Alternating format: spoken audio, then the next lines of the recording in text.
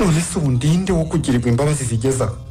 ndinde wo kugirirwa ubuntu bwo kwitwa se w'uyu mwana mwiza w'umukobwa n'ibyo nakoze byose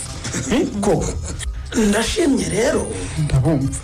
wikwibaza uriwe nkwiye kubyibaza uri umwana w'Imana wo Yesu Kristo yacunguje amaraso yaviriye ku musaraba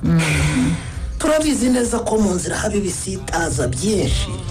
niyo mpamvu tutakureka gutyo murabo gushimirwa n'ukuri turabizi ko iyo ugiye ku ruhande gato ugasiga Mwuka Wera ariwe wari kukuburira usigara ugenda mu nzira nta miburo ibyapa bikuburira byose warabirenze ubundi ukagwa mu manga ukagwa mu rwobo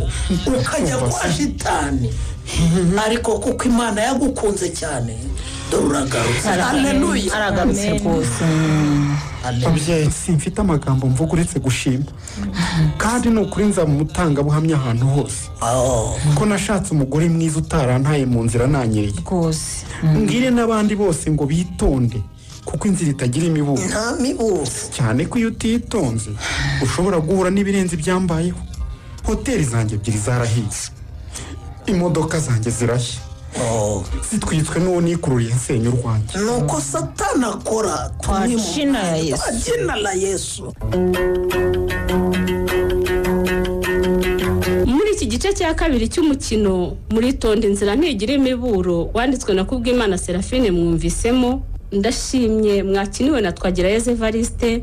umurerwa mwakiniwe n'uwa Maria Olive Pastor Gahima mwakiniwe na Niyitegeka Graciane Mukamanzi mwakiniwe na Nyirarukundo Beatrice Mahoro mwakiniwe na Mukeshimana Jeannette Mukamisha mwakiniwe na Mukamusoni Josephine Ibrahimu mwakiniwe na Hobkuwa Hyacinthe Nuru mwakiniwe na Manishimwe Dieudonné Janine mwakiniwe na Mugeni Yeme naho wabakiniye Samsone ni Kayiranga Rufiredi umutoza w'abakinnyi akaba ari nawe wafasha amajwi akanayatunganya ni Mugiraneza Samuel ni mugira ijoro ryiza.